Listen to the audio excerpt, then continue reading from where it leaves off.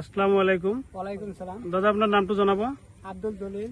আব্দুল জলিল না? হয়। আপনার গাঁও? আমার গাঁও 1 নম্বর অকুরিয়া, ডিস্ট্রিক্ট দরং। আচ্ছা আচ্ছা, তো আপনি কি মাকৈ কৰিছে? সাম্বা। সাম্বা না? হয়, ভাৰতীয় সাম্বা। ভাৰতীয় সাম্বা। তো মাকৈ কেনে হয়েছে? ধুনীয়া মাকৈ হৈছে। হ্যাঁ, ইয়াৰ ওপৰত কোনো মাকৈয়ে বল দেওয়া নাই। এই বাৰিষা সিজনৰ মাকৈ যিটো সাম্বা, আপোনাৰ ইয়াতে কি কি গুণ পাইছে আপুনি? মাকৈটোৰ 1 নম্বৰত কলটো লম্বা, ভিতৰৰ মালটো একদম সৰু, কালাৰটো ধুনীয়া। কালাৰ ধুনীয়া না? বৰষুণো কিবা কৰিব নোৱাৰে। বৰষুণৰ একো কৰিব নোৱাৰে। এবাৰ বৰষুণ বহুত হৈছে, তথাপি মাকৈ ঠিকে আছে। আচ্ছা, তো মোটামুটি আপোনাৰ এই মাকৈ, আপোনাৰ এই যিটো সাম্বা মাকৈ কৰি আপোনালোকে সুখীত না? হা,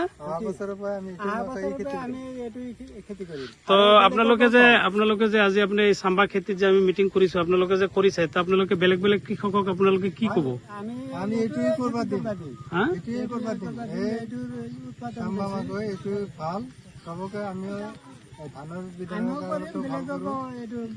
আচ্ছা আচ্ছা, ঠিক আছে, থেংক ইউ।